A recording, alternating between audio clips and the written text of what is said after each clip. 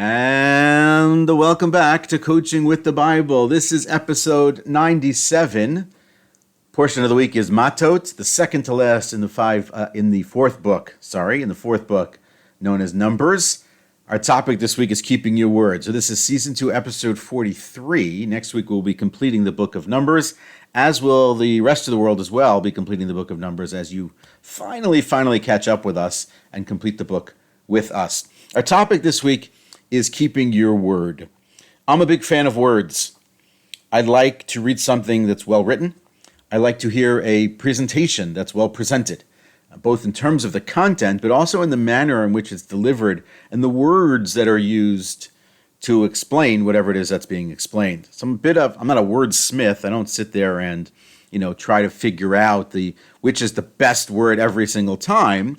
But I am careful and I try to be mindful of the words that I'm using, when I speak, and certainly when I write, because there may be the perception of a word that I'm using and how I think about it, and it might be that I don't actually understand how that word is actually meant to be used. There are key words, right? We know growing up, please and thank you, finish the sentence, are the magic words. So are the words that are very important, and how we use them and how we don't use them sometimes is really crucial to who we are. As a people, the Jewish people, the people of Israel, are the people of the book. And by extension, therefore, they are a people of words. And the reality of it is that we take the spoken word very seriously. The Bible opens up with the sense that we learn the idea through our commentaries that what differentiated Adam from the other animals in the world was the ability to speak, that when God infused him with spirit, the commentaries explain that meant he now had the ability to utter words, to communicate with words. And when we read the Bible, and we know this from the commentaries and the Talmud, we are wordsmithing. We are always asking the question, why that word in particular? What does that word exactly mean? When a word is used in two different places and seems to have two different meanings, how do we understand it in both places? So we're very cognizant, very mindful. We pay attention deeply to words. Years ago when I used to teach a lot more, and I would teach inside the text, I would sit and understand specifically the context of a certain word or the location of a certain word in a sentence, because it changes sometimes what the sentence means. And it changes when we simply, substitute a synonym for a word, and now the sentence is different. And so we take our words very seriously. And the portion this week opens up with a conversation about taking vows, the commitments we make and the vows that we take with the words that we utter, that we speak, that we say. And as we said before, the Bible takes it very seriously, and it wants us also to be aware of the idea that we should take it seriously too. A person should not defile his own words, the Bible tells us. So if a person makes a commitment, makes a promise, makes a vow, in whatever form that may be, the specifics in which the Bible might be talking about it is consecrating a certain item, sanctifying something, making it holy, or saying that a certain thing is prohibited to them. So they're uttering a vow in a certain way. The Bible simply says you cannot simply just nullify your own vows, and that it doesn't work that way.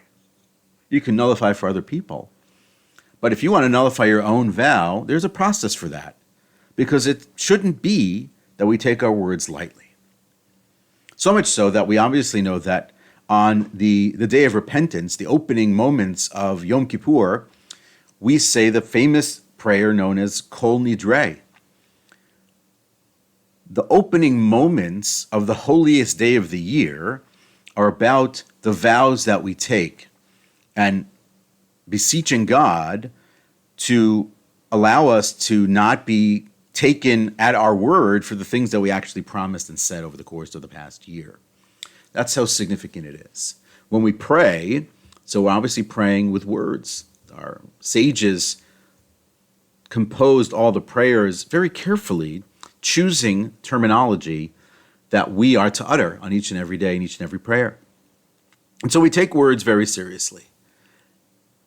And that's not only the case in a religious context, But it's certainly the case in society, community, in the civil world in which we live. We hold politicians to a high level, or at least we should, with respect to the words that they utter and the things that they say, the promises that they make, and the promises that they don't keep. In the public domain today, it's not just the spoken word, but it's the written word, what people write and what people say on different, social media. We hold people to it. Some might think that we're overly sensitive to certain things, and people talk about politically correct or politically incorrect or woke and all that other stuff, wherever you might be on those subjects. But the reality of it is that there's a sensitivity to language and words, and to the misuse of language and words, or the changing definition of some words as we go forward, and appreciating what those are, how those might come to impact someone around us, and how they might experience how we speak and how we say. Again, we're not judging here where one or other a person who's listening or thinking about this is in that space. That's not the crucial point here. The point is simply how seriously and severely we take this. So the Bible is talking about this, and the specific reason why it's talking about it here and now is a really important question and point. Rabbi Jonathan Sachs, in one of his last books, Studies in Spirituality, on this week's portion, explains that the reason why the Bible is talking about this now, and that Moses is talking about this now, specifically he's talking about it with the leaders, is because they're about to enter the land and set up the civil society, or as he likes to call it, Rabbi Sachs, the covenantal society. And that's not just a society based on law. That's a society based on moral commitment. That's a society based on civility. It's a society based on people holding to their personal obligations. It's what he calls the politics of covenant. It's a really beautiful term. And so when we think about that, now that's the locus of where it exists in the Bible here, right before they enter. The Bible seems to be exhorting them to appreciate that their words matter. That famous and maybe awful cliche, my word is my bond. We've heard that a million times from how many politicians, and it's such a brutal statement. But people say it all the time. But on some level, it's true. We do try to hold people to their word. And so the question here in coaching through the Bible is really twofold. One, how careful are we with our words, with our choice of words, with the manner in which we use words? How thoughtful are we? Let's say that. That's one. And two, let's appreciate perhaps the other side of that is when we don't keep our word, when we overcommit or overpromise. So let's think about the impact of that. And so on the first thing, with respect to understanding words and using words, so that's an obvious one in terms of how one gets better at it. So obviously it's sort of a mindful approach, paying attention to the words that we use, the things that we say, the context in which we say them, appreciating how they impact people, taking the time to think about, well, what did I just say? What did that just do? How did my colleague, my friend, my neighbor, my sibling, my spouse, my child, my parent, the person at the grocery store, how did they experience what I just said to them? Paying attention to what it is that we say, not being sort of frivolous with the language and the words that we use, but being careful.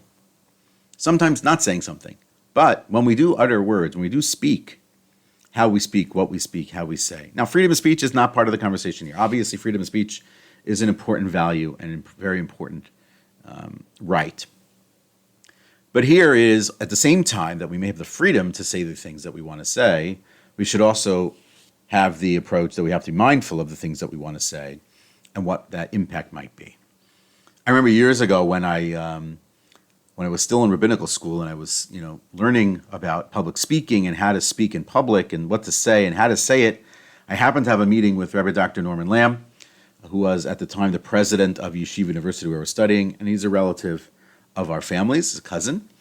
And we had an opportunity to sit and talk one-on-one, and I asked him about public speaking. He's a phenomenal public speaker and writer and incredible clarity with words. And I asked him how he learned how to do that. So obviously he didn't tell me, well, I'm a super brilliant person and everything that I write comes out the way I want it, which is probably true. But he talked about his process in appreciating and learning the language, reading consistently at a high level of content and material, the words of others and how they used terminology, so that he could become better with words, so that he could find the right words and seek the right words. Because we know that's the case when a person misuses the language, corrupts the language, or somebody is not appreciative of the language, they can really hurt people with the words that they say. Yes, sticks and stones may break your bone, and so on, sticks and stones, but words actually do hurt. They can really hurt. We talked last year about the idea that the words have impact, and this year about shame and embarrassment and humiliation. All those things can happen through words. What people say, they call you that you're bad as opposed to what you did. So all those things are possible with the words. Rabbi Lamb was very insistent with me about reading and learning the language and appreciating the words so that I could then use them appropriately, effectively, as best as possible. At the same time, and completely differently, I also have a colleague who I work with now on a regular basis. I won't mention him by name, and he knows exactly what I'm talking about, who's taught me about simplicity with respect to words. And then in writing at a level that people can understand, as opposed to writing it sort of up here, my hand is way over my head, but sort of bringing it down to where people are so they can appreciate it. Somewhere around like 6th or 7th grade level, that's sort of the case. I recently wrote something and I put it into this app that was grading it, and it graded it at the 16th grade. I was like, I didn't even know there was a 16th grade, but it sort of made the point that it wasn't at a level that people could actually read it and understand it, which meant that I was not clear. My words were not clear. My message was not going to be understood, and therefore needed to change. And so I worked and I brought it down to ultimately where it could be. So the first thing with respect to appreciating the words and the language, so there is a deliberate practice that we could take in terms of learning better language skills and better words.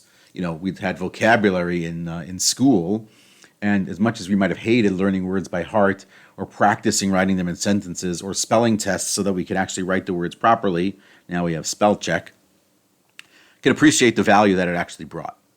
That's part one. Part two, though, is the other side of that, is with respect to commitments and keeping our word, which is the other side of this conversation, where the Bible is speaking about how we do that. We promise things to people. We commit to things. In many cases, we commit to things that we don't want to do. And so the first reason we appreciate is why we do that. And so we want to please other people. We want to say yes to other people. We want to help other people. We want to do things for other people. We want to be viewed as someone who is collaborative, someone who's a friend, someone who can be relied upon, someone who keeps their word, right? All those things. We get it. Like, it makes sense. That's how we're viewed as a good person. If you're a person who is always in violation, though, of the promises that you make and the commitments that you take, so then what are you? You're known as a person who doesn't keep his word. He doesn't keep his promises. He's not reliable. Or, as we talked about recently, he's not trustworthy. You can't trust him to get it done. He doesn't keep his promises. He doesn't keep his deadlines. He doesn't keep to it. And so I have to ask myself these questions: what is my motivation behind this promise? Why am I saying yes to this? That's one. Really be honest with yourself. What am I getting out of this? But really, more importantly, what's my motivation here?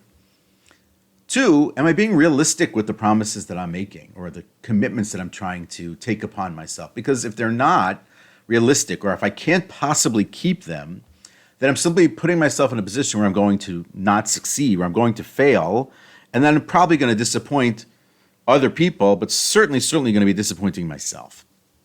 And then ask yourself, is it crucial for me to make a promise here? Why do I have to promise and just get it done? I can under-promise, over-perform. That's sort of how I approach a lot of things, right? Speak less, do more. So is it crucial that I make a promise? Maybe the answer in this case might be no. Maybe it's better that I'm really honest here and say, I can't do that, or that goes against, who I am, what I am. In some cases, that's okay. There's one article that I read today that you can talk about saying no to the ask and saying yes to the person. The idea that it doesn't have to be personal when you say no to the task, and you just really identify specifically why it is that this thing is a no for you, and be appropriate and appreciative and thankful to the person for considering you. Understanding that the person has a certain sense of need, and a person needs something to be met, something accomplished, and maybe I can help the person have that need met. It just doesn't have to be me doing that work. When we are able to say no in some of those situations, it's actually better for the trustworthiness that the reliability, the accountability level that people might have for us. So it's important for us to ask ourselves the questions as to why we're sort of over-promising and what it is that we're doing. And so that's fine. That's part of it. It's really important to sort of appreciate what's going on there. Now, however, if you do want to sort of keep your promises, and you want to make promises, you want to keep promises, we're not even here talking about sort of being a people pleaser and a yes man kind of a thing. That is a different level kind of a thing, and we really maybe should talk about that at some point. But in this context, in this space, if you are making promises, so the first thing to do to help become better at keeping your promises and keeping your commitments is being organized. Appreciate what it might require to get this thing accomplished. Be organized so that you have it written down and so you can see what you promised. Otherwise, it's in your head and you're relying on your memory. And sometimes that's great, but sometimes it's really not. And also appreciate that maybe your time is not available to do what it is that the person is asking. So the first thing is to really be organized. The second thing here is if you really want to be a promise person, a commitment person in that way, we should make commitments. I should clarify. It's important in life to make commitments and to set goals. It's for sure true, and it does drive much greater success.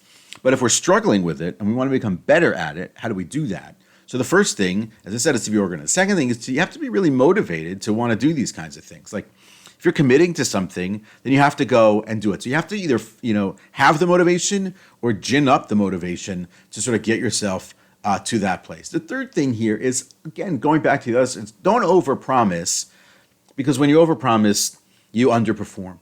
And when you underperform, you become untrustworthy. And so it's a downward spiral from there. So these are sort of I would say the three tips in my book as to how to do this. Be organized, be motivated, don't overpromise, and in some cases, absolutely 100% say no. So these are all powers that we have with respect to the words. Because we take our words seriously, and I think this is part of what we need to keep in mind, because we take the things that we commit to seriously, because we take the things that we utter, the things that we say seriously, that's important to us. It's also important to us to keep those things and not to accept upon ourselves things that we simply can't accomplish. And so when the Bible establishes the idea that vows is a serious thing and the words that we utter are important, it is being mindful of the fact that as human beings, one of the great differentiators about us is our ability to speak, an ability to build and create relationships with other people, an ability to be able to accomplish and do things for others to give them joy and happiness in their lives. And at the same time, to be uber careful about it as well at the same time, and not overpromise, but always overdeliver. That is Coaching with the Bible for this week. See you next week.